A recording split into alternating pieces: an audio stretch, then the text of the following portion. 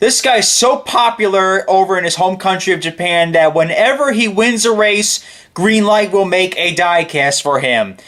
This is how it should be for the rest of all the other drivers if they made road course aero kit cars, but that's none of my business. But anyways, we're filming a great diecast review on a nice looking Takuma Sato Portland winner. This is the Portland winner. This is the one where Takuma Sato wheeled into victory lane at the revamped race at Portland for over 10 years, ever since Champ Car was around.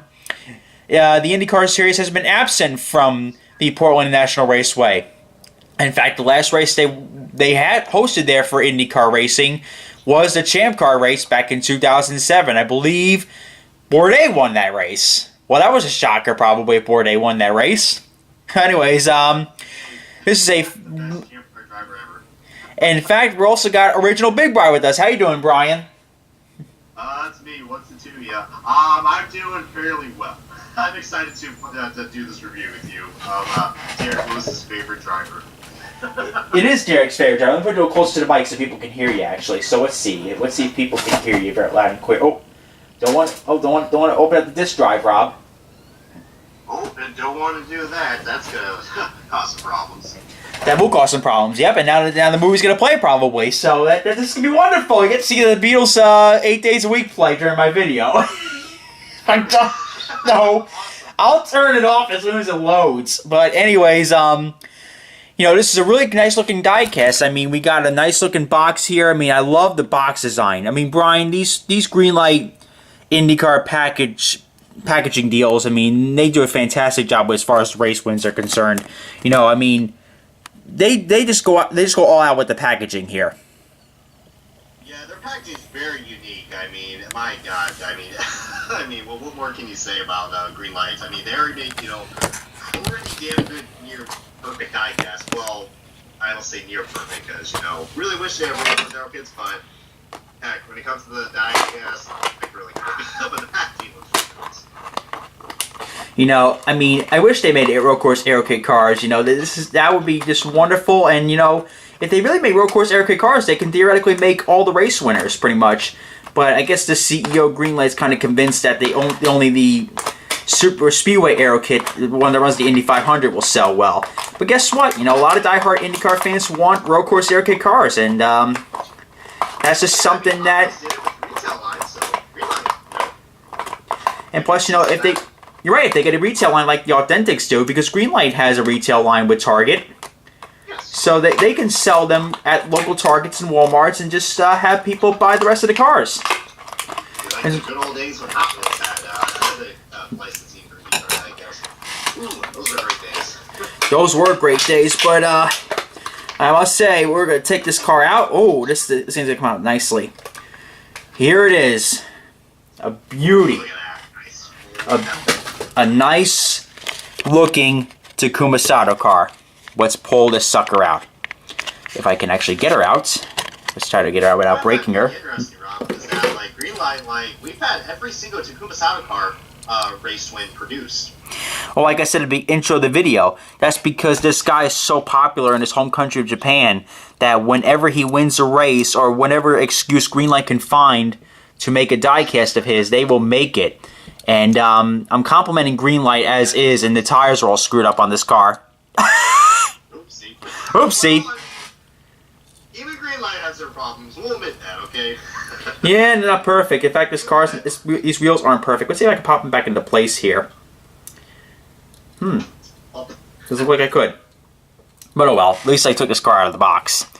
Anyways, other than that, the decaling, pretty much perfect on this thing. I mean, this thing is a beauty. I don't want to make the light poison the video here like I did my Scott Dixon review. So this is just a nice looking car. Let me tell you. Let's go over some sponsors of this car. We're doing this old style, Brian. We're throwing it back to the early days of my channel here by going over to sponsors. Let's see, Delara, Ray Hall, Letterman, Lanigan, Panasonic, Formula Drift, Honda, Verizon IndyCar Series, number 30. Let's see, we have Team Consulting. I forget what company that is. Total.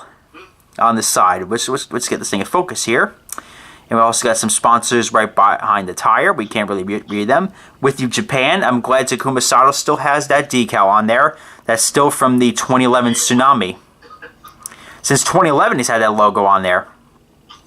Nice. It's also got the MyJack logo. And number 30, of course, you know that the scoring monitors were no longer in use after Indianapolis since they caught on fire. But this year, they brought them back. Rahal Letterman, Verizon IndyCar Series, Fifth Third Bank. Yes, Fifth Third Bank is a sponsor of the Rahal team. Verizon P1. I can't really pronounce that sponsor, sorry.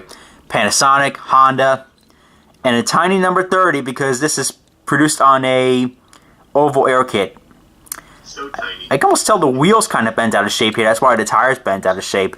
That's weird. MyJack. Wheel hub damage. It's got some wheel hub damage. Maybe Takuma plowed the wall a little bit. That, or maybe he really pulled like what he did he pulled a kamikaze move on Dixon like he did in Texas in 2017. He shunted him. Yep. You have to remind Lewis of that. Oh, come on. Lewis is scarred already as is from. Derek's probably. I think I did was on here. If he watches this review, he's definitely gonna kick my forehead. He will kick. He's gonna kick your forehead anyways. But anyways, that was the sponsors of the car, and the overall livery of this car has got so many different cool colors to it. I mean, this is the more accurate Takuma Sato car. I mean, yes, we have the original, which is the one that they were given to Greenlight. They were given by Rahal Letterman at the beginning of the season, and then we evolved over to this beauty. And let me tell you, both cars are just absolutely outstanding. Like I said, as far as decaling is concerned, I don't see a single goddamn error on this car. I don't know, paint chips. That is just scuff marks. that's you can actually see beautiful. I mean, green light, man. Only beef I have, this thing right here. That's it. That's about it. Other than that, can't get a perfect score on this one, but that was pretty good. Anyways, we have a blue wing plate, blue wing in general, black nose, a nicer different color blue, and a mixture of white and black on the tub itself. The whole tub is basically multicolored. The side pods are colored white, where so all the electronics are and everything. Fun fact, if you hit an IndyCar over at this part, you can pretty much kill some electronics. That's also kind of like why I have this thing here too. Other than for aerodynamic purposes. Beautiful. Beautiful design car. I mean, the IR18 is just a beautiful, beautiful car. The cockpit's colored white mainly. Roll hoop is colored blue. The air flicks, colored black and white. The engine cover is mainly colored blue. And also the wing is blue. Also, like I said in my Scott Dixon review, whatever colors on the road course wings will be on the oval wing. So the road course wing was blue, therefore the oval wing is going to be colored blue for this diecast. And this side is, Brian? The same as the other side. Woo. Oh, you blew it! You blew it! It's the same as the left. I know I blew it. What do you expect? You have one job, Brian. I had one job and I just severely screwed it up. One job, Brian. Seriously. That's why I can't be dependent on. I don't even know. Just a stunning, beautiful looking car. I mean, if I had to give this livery a rating or this car a rating in general, it's a perfect score. My version, though, is not really a perfect score, but this one, actually, I have two versions of this. This one is absolutely, like, picture perfect. I absolutely love this car. Is it picture perfect? Yes, it is. Beautiful looking car. I love it. And also this one, too, with the regular release. That was a beauty right there in itself. I just can't help but to admire this car, Brian. What a stunning, beautiful looking model this is. When you hold one of these, Brian, you genuinely feel like you're holding a great diecast.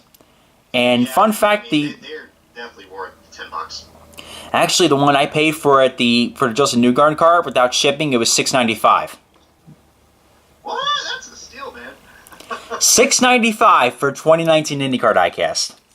That's it. I'm ordering some now. That was a steal of a lifetime, let me tell you that. So yeah, the next couple reviews will be the Joseph Newgarden car. Will also be the Will Power 164 for 2019. The real big ones haven't come out just yet, but we'll soon be able to get those in because I believe a lot of these cars will be coming out before the wonderful month of May happens.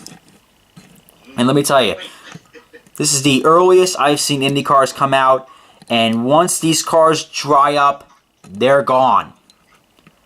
They are gone, and good luck finding them.